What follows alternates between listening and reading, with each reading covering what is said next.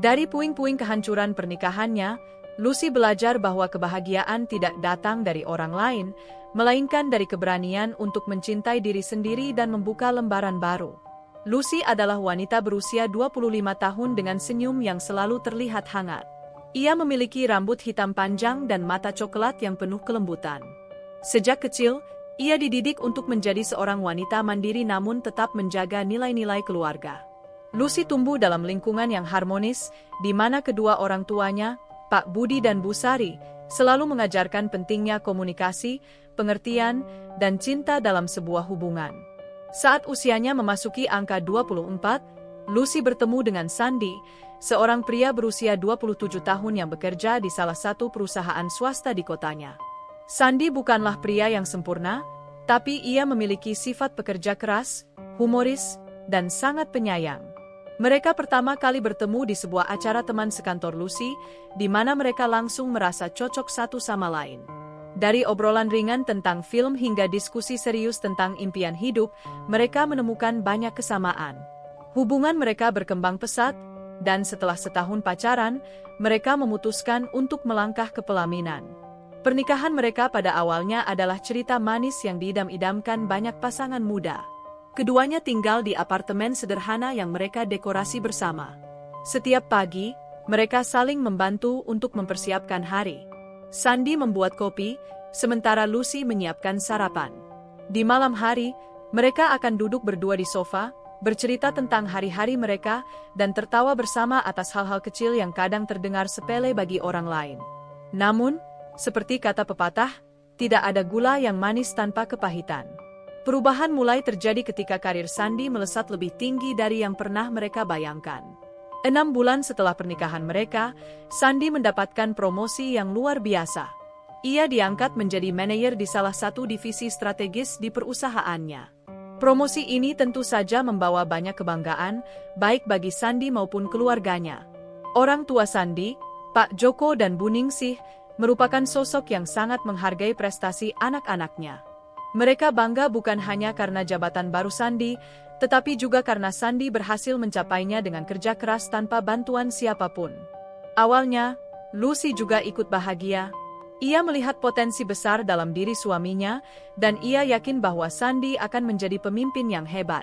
Namun, seiring berjalannya waktu, perubahan sikap Sandy mulai terlihat jelas. Ia semakin jarang pulang tepat waktu. Kadang-kadang, ia bahkan sampai larut malam di kantor atau menghadiri rapat dadakan di akhir pekan. Ketika Lucy mencoba bertanya, Sandy hanya menjawab santai, "Ini demi masa depan kita, sayang. Aku harus memastikan segalanya berjalan lancar." Lucy mencoba memahami situasi tersebut. Ia tahu bahwa tanggung jawab Sandy sebagai manajer pasti lebih besar daripada sebelumnya. Namun, ada sesuatu yang mengganjal di hatinya. Sandy tidak lagi seperti dulu. Ia jarang tersenyum saat berbicara dengan Lucy, dan percakapan mereka mulai terasa kaku. Bahkan, kebiasaan-kebiasaan kecil yang dulu mereka lakukan bersama, seperti makan malam berdua atau menonton film favorit, perlahan-lahan mulai hilang. Puncaknya terjadi ketika Lucy secara tidak sengaja melihat notifikasi pesan masuk di ponsel Sandy. Saat itu, Sandy sedang mandi, dan ponselnya tertinggal di meja dapur. Awalnya, Lucy tidak berniat untuk mengintip. Namun, ketika layar menyala, sebuah nama asing muncul di notifikasi. Pesan itu singkat, tetapi cukup untuk membuat Lucy merasa gelisah. "Aku tunggu kamu di tempat biasa jam 8 malam ya, sayang." Jantung Lucy seolah berhenti berdetak. Ia tidak bisa mempercayai apa yang baru saja dibacanya. Kata-kata, tempat biasa, dan panggilan mesra, sayang, membuatnya curiga. Siapa wanita ini? Mengapa Sandy tidak pernah membicarakannya? Semua tanda-tanda itu membuat Lucy semakin yakin bahwa ada sesuatu yang tidak beres. Namun, ia belum siap untuk mengkonfrontasi Sandy. Ia takut jika semua kecurigaannya benar, ia tidak tahu bagaimana harus menghadapinya. Suatu malam, ketika Sandy mengatakan bahwa ia harus lembur di kantor, Lucy memutuskan untuk mengambil langkah diam-diam. Ia menunggu hingga Sandy pergi, lalu mengikuti mobilnya dari jauh. Hatinya berdebar-debar saat melihat Sandy tidak menuju kantor, melainkan ke sebuah hotel mewah di pusat kota. Melihat kebenaran dengan mata kepala sendiri membuat Lucy hancur. Ia tidak bisa mempercayai bahwa suaminya, orang yang ia cintai sepenuh hati, telah melakukan hal ini padanya. Namun, alih-alih langsung menghadapi Sandy, Lucy memilih untuk menyusun rencana yang lebih matang. Ia ingin memastikan bahwa Sandy tidak bisa berkelit atau menyangkal apa yang dilakukannya. Lucy memutuskan untuk melibatkan keluarganya dalam rencana ini. Ia menghubungi kedua orang tuanya, Pak Budi dan Bu Sari, serta kedua orang tua Sandy, Pak Joko dan Bu Ningsih. Awalnya, mereka semua merasa terkejut dan sulit mempercayai tuduhan Lucy. Namun, ketika Lucy menunjukkan bukti-bukti yang ia kumpulkan, termasuk rekaman video pendek saat Sandy masuk ke hotel bersama wanita itu, mereka tidak bisa berkata apa-apa. "Kita harus menghadapinya bersama-sama," kata Lucy dengan suara bergetar. "Aku tidak ingin dia lolos begitu saja dari semua ini." Dengan dukungan penuh dari keluarga, Lucy memutuskan untuk melakukan penggerebekan di hotel tersebut. Malam itu, rombongan keluarga datang ke hotel dengan hati yang penuh amarah dan kekecewaan. Mereka menunggu di depan pintu kamar hotel, tempat Sandy dan wanita itu berada. Ketika pintu dibuka paksa, semua orang terdiam. Sandy dan wanita itu tampak panik, mencoba menutupi tubuh mereka dengan selimut. "Apa maksudmu dengan ini, Nak?" tanya Pak Joko dengan suara bergetar, menatap Sandy dengan tatapan penuh kecewa. Insiden itu menjadi momen yang sangat memalukan bagi Sandy. Ia tidak bisa menyangkal apa yang telah dilakukannya. Di depan keluarganya dan keluarga Lucy, ia terlihat seperti pecundang yang telah mengkhianati kepercayaan orang-orang yang paling dicintainya. Setelah insiden itu, Lucy memutuskan untuk tidak memberikan kesempatan lagi kepada Sandy. Ia tidak ingin melanjutkan pernikahan dengan seseorang yang telah menghancurkan kepercayaannya. Dengan dukungan penuh dari keluarganya, Lucy mengajukan gugatan cerai. Meski hatinya masih terluka, ia yakin bahwa keputusan ini adalah langkah terbaik untuk masa depannya. Cerai bukanlah keputusan yang mudah bagi Lucy. Ia tahu bahwa pernikahan adalah komitmen seumur hidup, dan melepaskan Sandy berarti melepaskan mimpi-mimpi yang pernah mereka bangun bersama. Namun, ia juga sadar bahwa kebahagiaan tidak bisa dipaksakan. Jika fondasi sebuah hubungan sudah runtuh, maka tidak ada gunanya mempertahankannya. Di akhir episode ini, Lucy duduk di balkon apartemennya, menatap langit malam yang penuh bintang. Ia memikirkan tentang masa depannya, tentang bagaimana ia akan memulai hidup baru tanpa bayang-bayang pengkhianatan. Meski jalan ke depan masih penuh tantangan, ia yakin bahwa ia akan menemukan kebahagiaan yang sebenarnya. "Sekarang, aku harus fokus pada diriku sendiri," gumam Lucy pelan, sambil menyeka air mata yang tersisa di pipinya. Setelah penggerebekan yang memalukan itu, rumah tangga Lucy dan Sandy praktis berakhir. Mereka tidak lagi tinggal bersama. Sandy pindah ke apartemen lain atas permintaan keluarganya sendiri, terutama ibunya, Bu Ningsih, yang merasa malu dengan tindakan anaknya. Sementara itu, Lucy tetap tinggal di apartemen mereka yang dulu, tempat yang kini penuh kenangan manis sekaligus menyakitkan. Malam pertama tanpa Sandy adalah salah satu malam tersulit dalam hidup Lucy. Apartemen yang biasanya dipenuhi suara dan aktivitas bersama kini terasa begitu sunyi. Suara pintu yang dibuka Sandy, aroma kopi pagi hari, atau candaan ringan saat menonton film, semua itu lenyap. Yang tersisa hanyalah ruang kosong dan bayang-bayang masa lalu yang sulit dilupakan. Lucy mencoba mengalihkan perhatian dengan menonton serial favoritnya atau membaca buku. Namun, setiap kali ia melihat sofa tempat mereka biasa duduk berdua, hatinya langsung terasa sesak. Ia menyadari bahwa proses pemulihan dari sebuah pengkhianatan tidak semudah yang ia bayangkan. Setiap sudut apartemen ini seperti mengingatkannya pada Sandy dan semua janji yang pernah mereka buat bersama. Pada akhirnya, Lucy memutuskan untuk bangkit dari kesedihannya. Ia menyadari bahwa jika terus-menerus tenggelam dalam rasa sakit, ia tidak akan pernah bisa melanjutkan hidupnya. "Aku harus belajar untuk hidup kembali," gumam Lucy pada dirinya sendiri sambil menatap cermin di kamar mandi. Refleksi wajahnya di cermin terlihat lelah, tapi matanya menunjukkan tekad yang kuat. Salah satu hal yang membuat Lucy tetap tegar adalah dukungan penuh dari keluarganya. Pak Budi dan Bu Sari selalu ada di sisinya, baik secara fisik maupun emosional. Mereka sering datang ke apartemennya untuk membantu Lucy membersihkan apartemen, memasak makanan, atau sekadar menemaninya berbincang. Bu Sari, Ibu Lucy, adalah sosok yang sangat hangat dan bijaksana. Ia tahu persis apa yang sedang dirasakan putrinya karena ia juga pernah melewati masa-masa sulit dalam pernikahannya dulu. "Anakku, rasa sakit ini pasti akan berlalu," kata Bu Sari suatu malam ketika mereka duduk bersama di ruang tamu. "Tapi ingatlah, jangan biarkan orang lain mendefinisikan siapa dirimu. Kamu adalah wanita hebat, dan kamu pantas mendapatkan kebahagiaan." Pak Budi, ayah Lucy, lebih pendiam, namun caranya mendukung putrinya tidak kalah besar. Ia sering mengajak Lucy jalan-jalan sore untuk memberikan waktu bagi putrinya agar bisa melupakan sejenak masalahnya. "Kamu masih muda, Nak," katanya suatu hari ketika mereka berjalan di taman dekat apartemen. "Masih banyak hal indah di dunia ini yang belum kamu temukan. Jangan biarkan satu orang merusak pandanganmu tentang cinta." Selain keluarga inti, sahabat-sahabat Lucy juga turut memberikan dukungan. Rina, sahabat terdekatnya sejak kuliah, bahkan rela bolak-balik dari kota lain hanya untuk menjenguk Lucy. "Jangan khawatir, Lu," kata Rina dengan nada bercanda. "Kalau kamu butuh pelampiasan, aku bisa bantu kamu bikin boneka foto Sandy. Tapi kalau enggak, kita bisa nonton drama Korea sampai puas." Dukungan dari orang-orang terdekat membuat Lucy merasa bahwa ia tidak sendirian. Meski begitu, ia tahu bahwa pemulihan ini adalah tanggung jawabnya sendiri. Ia harus belajar untuk berdamai dengan dirinya dan melangkah maju. Sementara itu, proses perceraian antara Lucy dan Sandy mulai berjalan. Lucy telah mengajukan gugatan cerai ke pengadilan agama, dan sidang pertama dijadwalkan dalam beberapa minggu ke depan. Pengacara yang ditunjuk oleh keluarganya telah menyiapkan semua dokumen yang diperlukan, termasuk bukti-bukti pengkhianatan Sandy. Sandy sendiri awalnya mencoba meminta maaf dan memohon agar Lucy membatalkan rencana perceraian. Ia bahkan datang ke apartemen Lucy dengan membawa bunga dan surat permintaan maaf. Namun, Lucy tetap teguh pada pendiriannya. "Maaf saja tidak cukup, Sandy," katanya dingin saat menolak kedatangan Sandy. "Kepercayaan itu sudah rusak, dan aku tidak bisa membangunnya kembali." Pada sidang pertama, suasana pengadilan begitu tegang. Sandy tampak cemas, sementara Lucy duduk tenang dengan ekspresi yang sulit dibaca.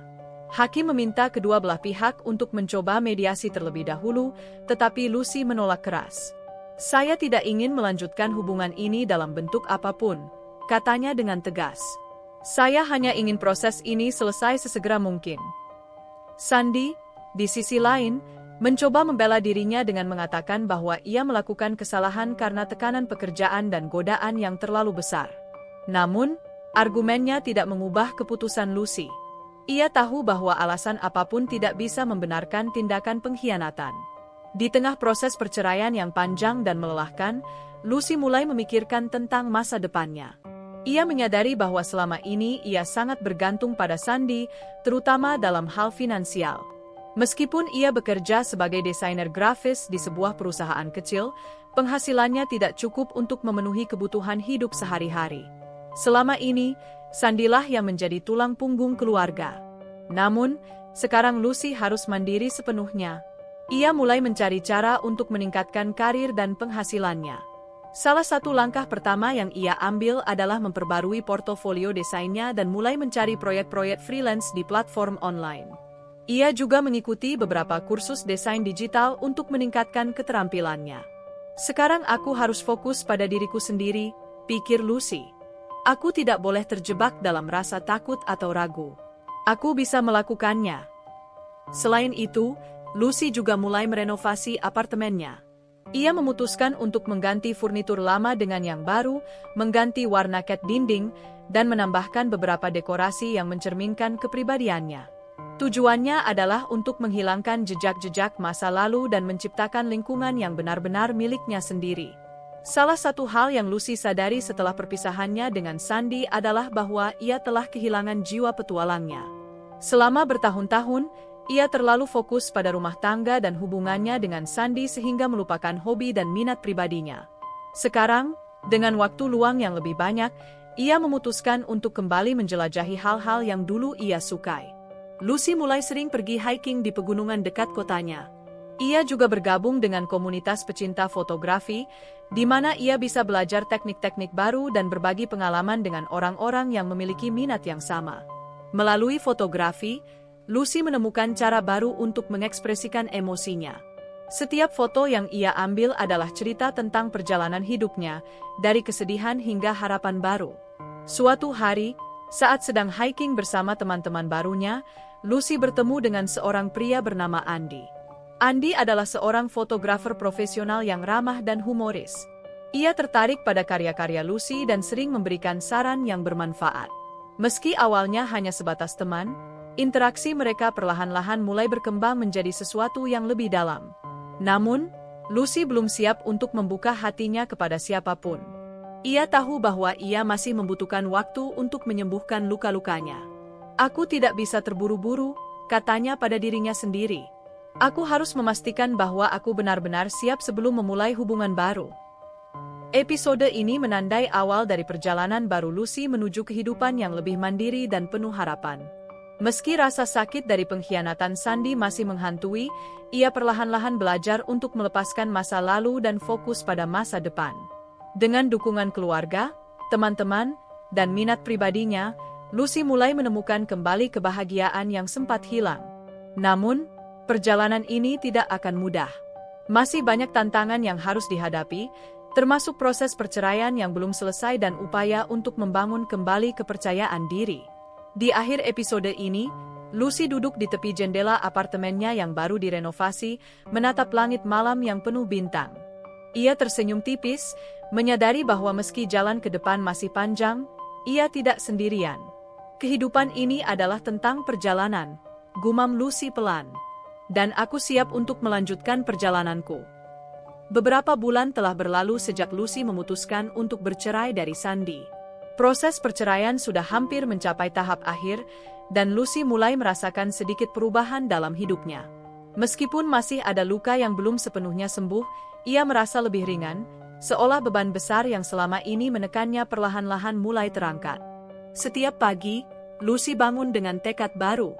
Ia tidak lagi menghabiskan waktu untuk meratapi kegagalan pernikahannya, melainkan fokus pada hal-hal yang bisa ia kontrol. Rutinitas barunya dimulai dengan secangkir teh hangat di balkon apartemen sambil mendengarkan musik instrumental.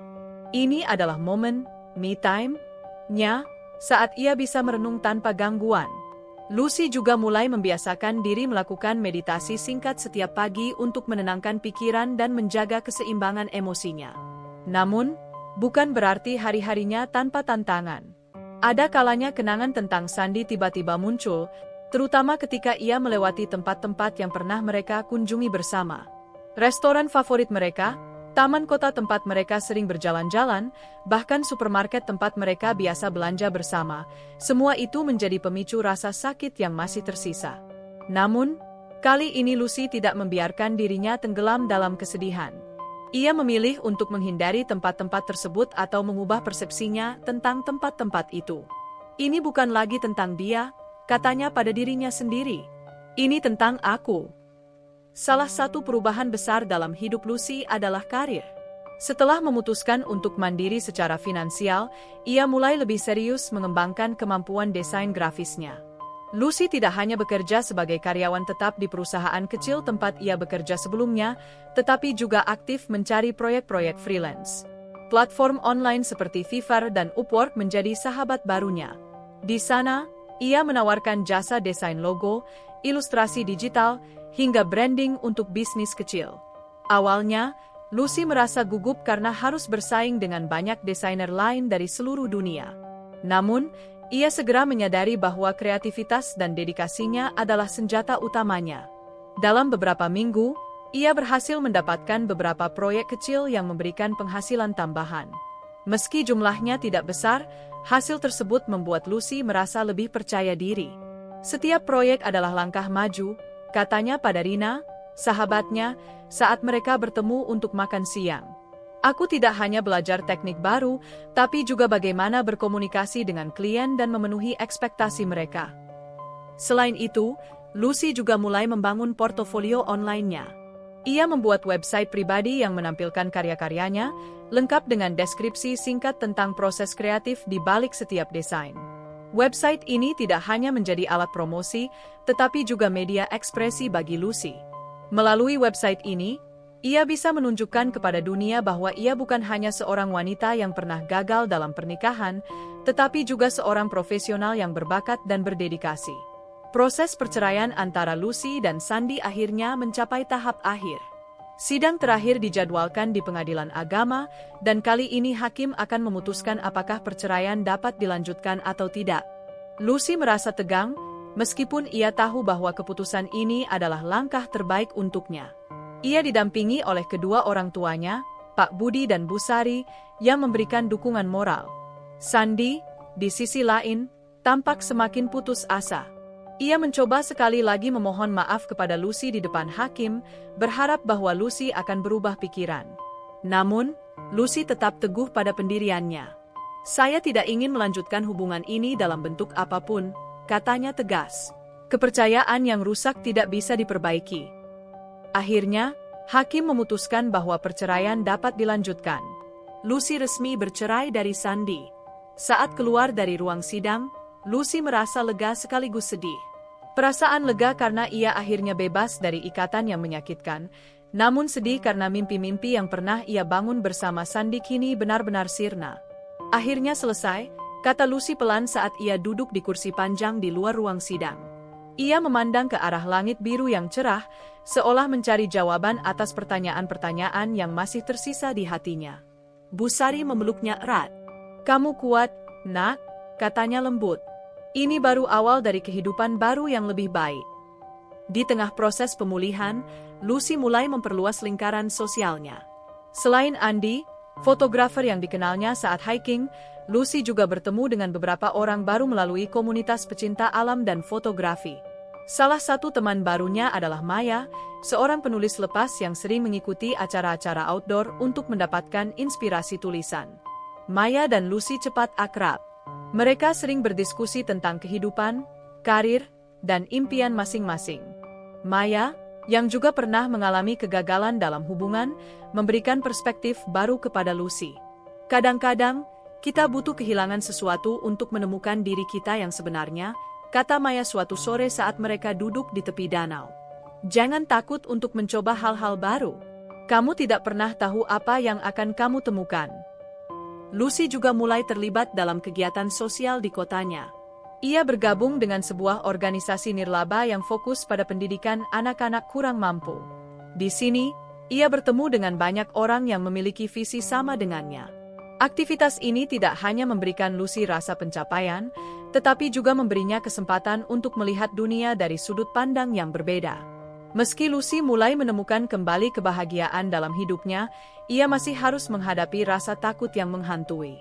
Salah satu ketakutan terbesarnya adalah gagal dalam hubungan lagi. Pengkhianatan Sandy meninggalkan bekas yang dalam, membuatnya sulit untuk mempercayai orang lain.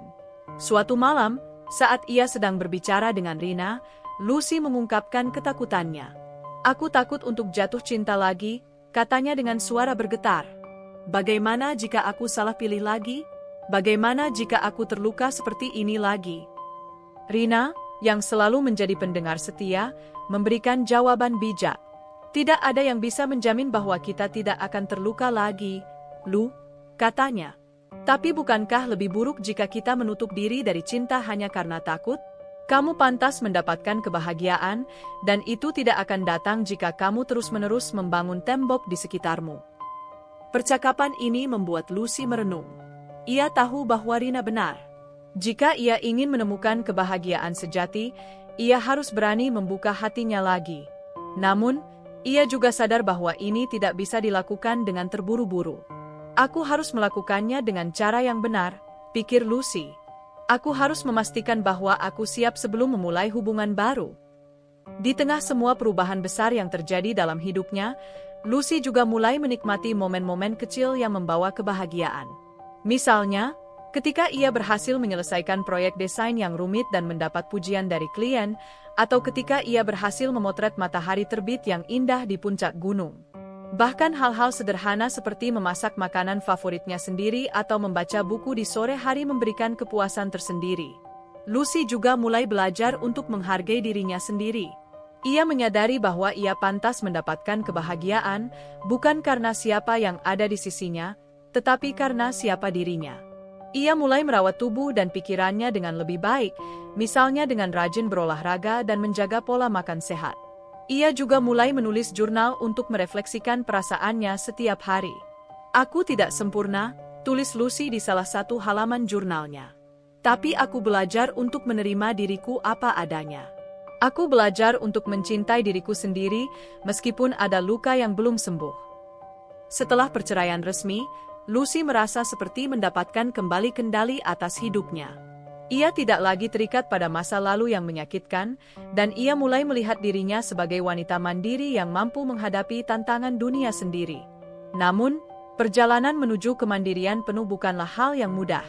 Ada banyak hal yang harus ia pelajari dan sesuaikan untuk bisa benar-benar berdiri di atas kakinya sendiri. Salah satu langkah besar yang diambil Lucy adalah memutuskan untuk pindah dari apartemen lamanya. Meskipun ia telah mencoba merenovasi tempat itu untuk menghilangkan jejak-jejak kenangan bersama Sandy, apartemen tersebut tetap membawa bayang-bayang masa lalu.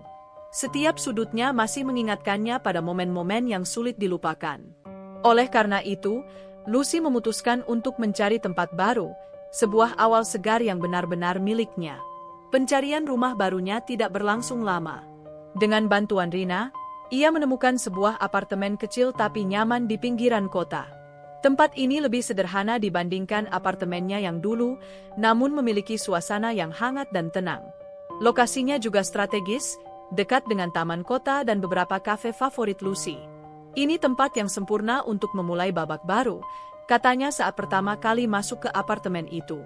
Lucy segera mulai mendekorasi apartemen barunya dengan gaya yang benar-benar mencerminkan kepribadiannya.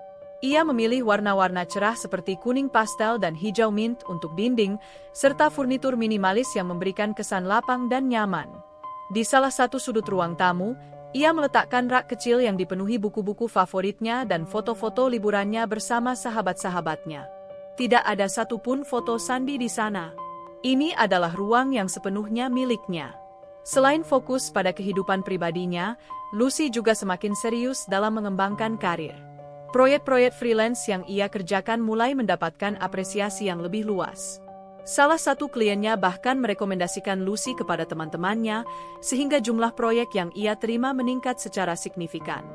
Hal ini membuat penghasilan Lucy semakin stabil, bahkan melebihi apa yang ia dapatkan saat masih bekerja penuh waktu di perusahaan kecil. Namun, Lucy tidak berhenti di situ. Ia menyadari bahwa untuk bisa berkembang lebih jauh, ia perlu memperluas jaringan profesionalnya. Ia mulai aktif menghadiri seminar dan workshop desain grafis di kotanya, serta bergabung dengan komunitas online yang berfokus pada industri kreatif. Melalui acara-acara ini, ia bertemu dengan banyak profesional lain yang memiliki visi sama dengannya. Salah satu orang yang paling berkesan bagi Lucy adalah Arif, seorang desainer senior yang telah bekerja di industri selama lebih dari 10 tahun. Arif adalah pembicara di salah satu seminar yang dihadiri Lucy, dan ia sangat terkesan dengan presentasi singkat yang disampaikan Lucy tentang portofolio desainnya. Setelah acara selesai, Arif mendekati Lucy dan memberikan beberapa saran berharga tentang bagaimana membangun personal branding yang kuat di dunia desain. "Kamu punya bakat besar," kata Arif sambil tersenyum. "Tapi untuk bisa bersinar di industri ini, kamu harus lebih vokal tentang siapa dirimu dan apa yang kamu tawarkan." Saran Arif membuat Lucy berpikir keras. Ia mulai menyadari bahwa menjadi desainer yang baik saja tidak cukup. Ia juga harus belajar bagaimana mempromosikan dirinya sendiri agar lebih dikenal oleh calon klien. Ia mulai memperbarui media sosialnya, terutama Instagram dan LinkedIn, dengan konten-konten yang menunjukkan proses kreatifnya serta hasil akhir dari proyek-proyeknya. Ia juga mulai menulis artikel pendek tentang tips desain grafis di blog pribadinya, yang ternyata mendapatkan respons positif dari pembaca. Di tengah kesibukannya, hubungan antara Lucy dan Andy mulai berkembang lebih dalam. Awalnya, mereka hanya berteman biasa, saling berbagi minat tentang fotografi dan seni visual. Namun, seiring berjalannya waktu, mereka semakin sering bertemu, baik dalam acara komunitas maupun di luar aktivitas tersebut. Mereka mulai berbicara tentang hal-hal yang lebih pribadi, seperti impian masa depan, ketakutan, hingga pengalaman-pengalaman pahit yang pernah mereka alami. Andi, meski tampak humoris dan ramah di permukaan, ternyata juga memiliki cerita pahit di masa lalunya. Ia pernah menjalani hubungan jangka panjang yang berakhir dengan cara yang menyakitkan. Ketika mereka berbagi cerita satu sama lain, Lucy merasa bahwa ia bisa mempercayai Andi. Ada rasa nyaman yang tumbuh di antara mereka, sesuatu yang belum pernah ia rasakan sejak perceraian dengan Sandy. Namun, Lucy tetap hati-hati. Ia tidak ingin terburu-buru membuka hatinya kepada siapapun. Ketika Andi mulai menunjukkan tanda-tanda bahwa ia tertarik lebih dari sekadar teman, Lucy memutuskan untuk berbicara jujur dengannya. "Aku sangat menikmati waktu kita bersama," kata Lucy suatu malam saat mereka sedang duduk di tepi sungai setelah sesi pemotretan bersama. "Tapi aku masih belum siap untuk hubungan serius. Aku butuh waktu untuk memastikan bahwa aku benar-benar siap." Andi mengangguk dengan pengertian. "Aku mengerti," katanya lembut. "Aku tidak akan memaksamu. Aku hanya ingin kamu tahu bahwa aku ada di sini jika kamu membutuhkan dukungan atau teman untuk berbagi." Kejujuran Lucy membuat hubungan mereka tetap sehat dan nyaman. Mereka memutuskan untuk melanjutkan persahabatan mereka tanpa tekanan apapun, sambil melihat bagaimana perasaan mereka berkembang seiring waktu. Selain pekerjaan dan hubungan sosial, Lucy juga mulai menemukan kebahagiaan dalam hal-hal sederhana yang sebelumnya mungkin ia abaikan. Misalnya, ia mulai menikmati pagi hari dengan secangkir teh herbal sambil membaca buku favoritnya. Ia juga mulai rutin menulis jurnal untuk merekam perasaan dan pencapaian kecilnya setiap hari. Salah satu kebiasaan baru yang paling ia nikmati adalah berkebun di balkon apartemennya. Ia membeli beberapa pot kecil dan menanam tanaman hias seperti sukulen dan lavender. Merawat tanaman-tanaman ini memberikan Lucy rasa tanggung jawab dan kepuasan tersendiri. Setiap kali melihat daun-daun hijau yang tumbuh subur, ia merasa bahwa ia juga sedang tumbuh, secara emosional dan mental. "Ada sesuatu yang menenangkan tentang merawat kehidupan," tulis Lucy di salah satu halaman jurnalnya. "Melihat mereka tumbuh perlahan-lahan mengingatkanku bahwa semuanya butuh waktu, termasuk penyembuhan." Meskipun Lucy semakin yakin dengan langkah-langkah yang ia ambil, ia masih harus menghadapi ketakutan dan ketidakpastian. Salah satu ketakutan terbesarnya adalah gagal dalam karir atau tidak mampu memenuhi ekspektasi klien. Kadang-kadang, ia merasa cemas ketika proyek yang ia kerjakan tidak sesuai dengan harapan atau ketika klien memberikan umpan balik yang kurang memuaskan. Namun, Lucy belajar untuk menghadapi ketakutan ini dengan cara yang lebih sehat. Ia mulai berbicara dengan teman-temannya yang sudah lebih berpengalaman di bidangnya, termasuk Arif, untuk mendapatkan perspektif baru. Ia juga mulai membaca buku-buku tentang manajemen stres dan pengembangan diri, yang memberikan wawasan tentang bagaimana mengatasi ketidakpastian. "Kegagalan adalah bagian dari proses," tulis Lucy di salah satu catatannya. "Yang penting adalah bagaimana kita bangkit dari kegagalan itu dan belajar sesuatu darinya." Beberapa bulan telah berlalu sejak Lucy pindah ke apartemen barunya. Kini, ia merasa lebih nyaman dengan rutinitas dan lingkungan barunya. Setiap pagi dimulai dengan kegiatan yang memberikan energi positif bagi dirinya, mulai dari meditasi singkat hingga sesi menulis jurnal. Ia juga semakin terbiasa dengan pekerjaannya sebagai desainer grafis freelance, di mana proyek-proyeknya mulai mengalir dengan stabil. Namun, yang paling penting adalah bagaimana Lucy mulai melihat perubahan besar dalam pola pikirnya. Ia tidak lagi merasa bahwa kebahagiaan harus datang dari orang lain atau situasi tertentu. Sebaliknya, ia menyadari bahwa kebahagiaan itu berasal dari dalam dirinya sendiri. "Aku bukan korban dari masa laluku," tulis Lucy di salah satu halaman jurnalnya. "Aku adalah pencipta masa depanku." Salah satu tonggak besar dalam karir Lucy adalah ketika ia mendapatkan proyek besar dari sebuah startup teknologi lokal. Startup ini sedang membangun aplikasi edukasi untuk anak-anak, dan mereka membutuhkan desain visual yang menarik serta ramah pengguna. Proyek ini cukup menantang karena membutuhkan kombinasi antara estetika modern dan elemen yang mudah dipahami oleh anak-anak. Untuk pertama kalinya, Lucy merasa gugup menerima tanggung jawab sebesar ini. Namun, ia juga merasa bangga karena klien tersebut memilihnya setelah melihat portofolio online-nya. "Ini kesempatan besar," katanya pada Rina saat mereka bertemu makan siang. "Aku tidak boleh mengecewakan mereka." Lucy mulai bekerja keras pada proyek ini. Ia melakukan riset mendalam tentang tren desain untuk aplikasi anak-anak, mempelajari warna-warna yang menarik perhatian anak-anak, serta mencari inspirasi dari aplikasi serupa yang sudah ada di pasar. Ia juga berkonsultasi dengan beberapa teman di komunitas desain untuk mendapatkan masukan tambahan. Selama proses ini, Lucy belajar banyak hal baru. Salah satunya adalah pentingnya kolaborasi dalam dunia profesional. Ia mulai berkomunikasi lebih intens dengan tim pengembangan aplikasi, memastikan bahwa desainnya tidak hanya indah secara visual tetapi juga fungsional. Meskipun kadang-kadang ada perbedaan pendapat, Lucy belajar untuk tetap tenang dan profesional dalam menghadapi tantangan. Setelah beberapa minggu bekerja keras, akhirnya proyek tersebut selesai. Ketika klien memberikan umpan balik positif dan bahkan memuji hasil kerja Lucy, ia merasa sangat puas. Ini bukan hanya soal penghasilan tambahan, tetapi juga tentang validasi atas kemampuan dan usahanya. Aku bisa melakukan hal-hal besar jika aku percaya pada diriku sendiri, pikirnya. Sementara itu, hubungan Lucy dengan Andy juga semakin berkembang. Meskipun mereka sepakat untuk tidak terburu-buru memulai hubungan serius, interaksi mereka semakin sering dan hangat. Andy sering mengajak Lucy untuk bergabung dalam sesi pemotretan bersama, baik untuk proyek profesional maupun sekadar eksperimen fotografi. Mereka juga mulai saling berbagi cerita tentang impian dan harapan mereka untuk masa depan. Suatu malam, setelah sesi pemotretan di tepi pantai, Andy mengajak Lucy duduk di pasir sambil menatap laut yang tenang. Udara malam yang dingin membuat suasana terasa begitu intim. Andy menatap Lucy dengan ekspresi serius.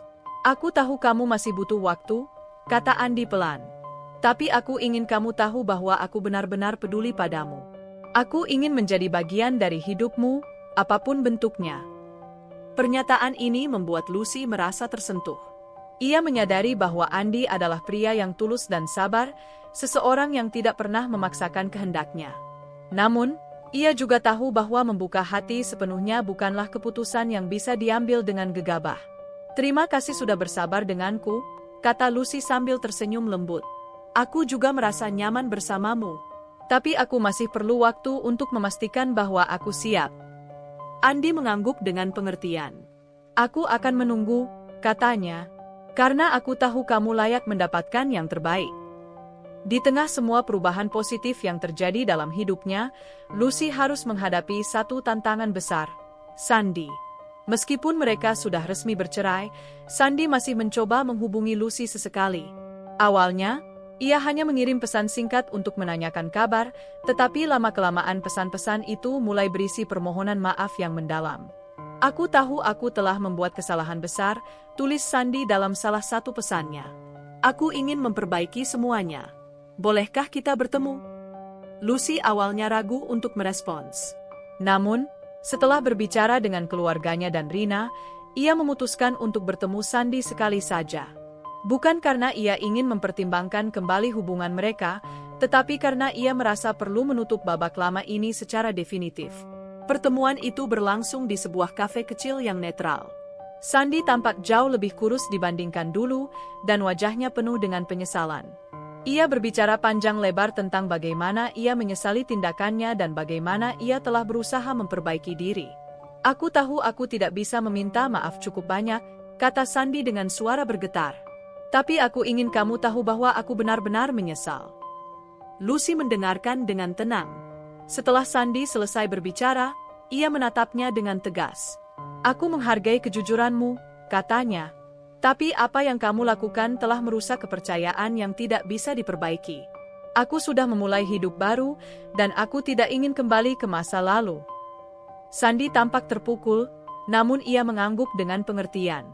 "Aku mengerti," katanya pelan. "Aku hanya ingin kamu tahu bahwa aku tidak akan pernah melupakan semua yang telah kamu berikan padaku." Setelah pertemuan itu, Lucy merasa lega. Ia tahu bahwa ini adalah langkah terakhir untuk benar-benar menutup babak lama dalam hidupnya.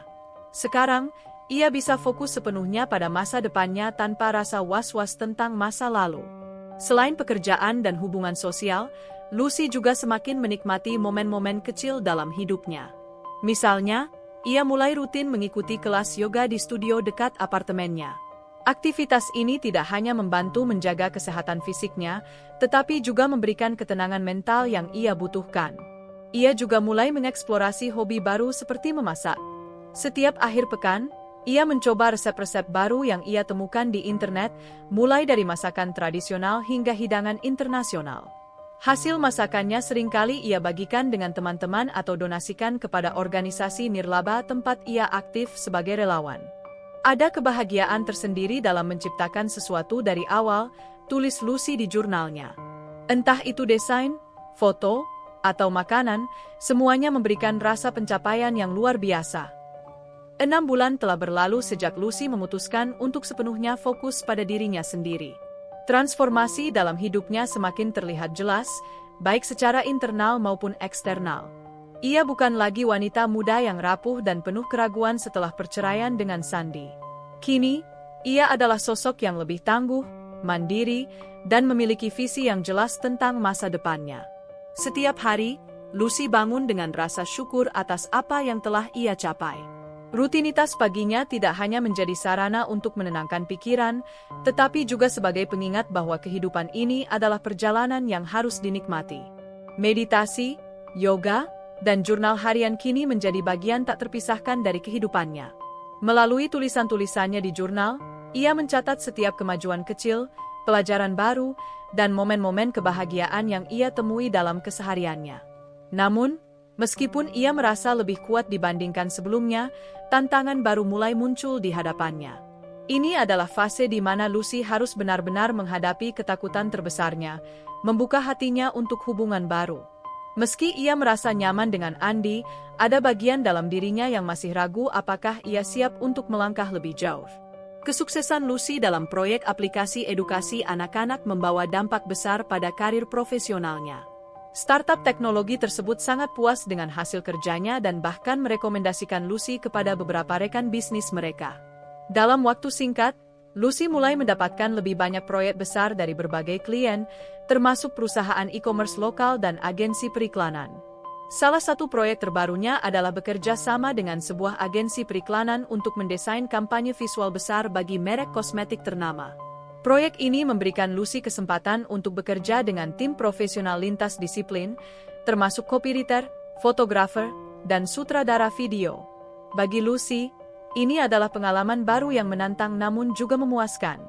Selama proses kolaborasi ini, Lucy belajar pentingnya komunikasi dan adaptasi dalam dunia kerja. Kadang-kadang, ada perbedaan pendapat antara anggota tim mengenai arah desain atau warna yang akan digunakan.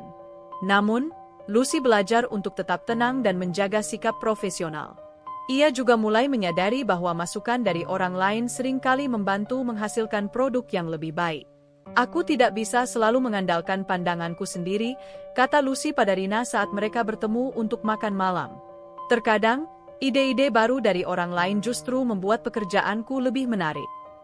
Akhirnya, kampanye visual itu selesai dengan hasil yang luar biasa. Ketika iklan tersebut diluncurkan di media sosial, respon publik sangat positif. Banyak orang memuji desainnya yang modern, estetis, dan sesuai dengan target pasar. Lucy merasa bangga atas pencapaian ini, karena ia tahu bahwa ini adalah hasil kerja keras dan dedikasinya. Setiap proyek adalah langkah maju, tulis Lucy di jurnalnya. Aku tidak hanya belajar teknik baru, tetapi juga bagaimana bekerja sama dengan orang lain dan menghasilkan sesuatu yang bermakna. Hubungan Lucy dengan Andy semakin berkembang pesat. Meskipun mereka belum resmi memulai hubungan romantis, interaksi mereka semakin hangat dan intim. Andy sering mengajak Lucy untuk ikut serta dalam proyek fotografi bersamanya, baik untuk keperluan profesional maupun sekadar eksplorasi seni. Mereka juga mulai saling berbagi cerita tentang impian dan harapan mereka untuk masa depan. Suatu sore, setelah sesi pemotretan di pegunungan, Andy mengajak Lucy duduk di tepi tebing sambil menikmati pemandangan matahari terbenam. Udara segar dan suasana alam yang damai membuat momen itu terasa istimewa. Andy menatap Lucy dengan ekspresi serius. "Aku ingin kamu tahu bahwa aku serius denganmu," kata Andy pelan. "Aku tidak ingin memaksamu untuk melakukan sesuatu yang belum kamu siapkan. Tapi aku ingin kamu tahu bahwa aku ingin menjadi bagian penting dalam hidupmu." Pernyataan ini membuat Lucy merasa tersentuh. Ia menyadari bahwa Andy adalah pria yang tulus, sabar, dan selalu mendukungnya. Namun, ia juga tahu bahwa membuka hati sepenuhnya bukanlah keputusan yang bisa diambil dengan gegabah. "Aku menghargai semua yang sudah kamu lakukan untukku," kata Lucy sambil tersenyum lembut. "Aku juga merasa nyaman bersamamu. Tapi aku butuh waktu untuk memastikan bahwa aku benar-benar siap." Andy mengangguk dengan pengertian. "Aku akan menunggu," katanya. "Karena aku tahu kamu layak mendapatkan yang terbaik." Selain fokus pada karir dan hubungan pribadi, Lucy juga semakin aktif dalam komunitas nirlaba tempat ia bekerja sebagai relawan. Organisasi ini fokus pada pendidikan anak-anak kurang mampu, dan Lucy sering terlibat dalam berbagai kegiatan, seperti mengajar seni dan desain kepada anak-anak di daerah pinggiran kota. Melalui kegiatan ini, Lucy menemukan kebahagiaan yang berbeda. Melihat senyum anak-anak yang antusias belajar membuatnya merasa bahwa ia sedang memberikan kontribusi positif bagi masyarakat. Ia juga mulai mengeksplorasi cara-cara baru untuk menggabungkan minatnya dalam desain grafis dengan kegiatan sosial. Misalnya, ia memulai sebuah proyek kecil bernama Art for Kids, di mana ia mengajarkan anak-anak untuk membuat ilustrasi digital menggunakan aplikasi sederhana. Proyek ini tidak hanya membantu anak-anak mengembangkan keterampilan baru, tetapi juga memberikan mereka kesempatan untuk mengekspresikan diri melalui seni. "Ada kepuasan tersendiri ketika melihat anak-anak belajar dan berkembang," tulis Lucy di jurnalnya. "Ini adalah cara lain untuk memberikan makna pada hidupku." Meskipun Lucy semakin sukses dalam karir dan kehidupan sosialnya, ia masih harus menghadapi keraguan diri yang kadang-kadang muncul. Salah satu ketakutan terbesarnya adalah gagal dalam hubungan baru. Pengalaman buruk dengan Sandy membuatnya khawatir bahwa ia akan mengalami hal serupa jika membuka hatinya lagi. Untuk mengatasi ketakutan ini, Lucy mulai berbicara dengan teman-temannya, termasuk Rina dan Maya, tentang bagaimana mereka menghadapi rasa takut dalam hubungan.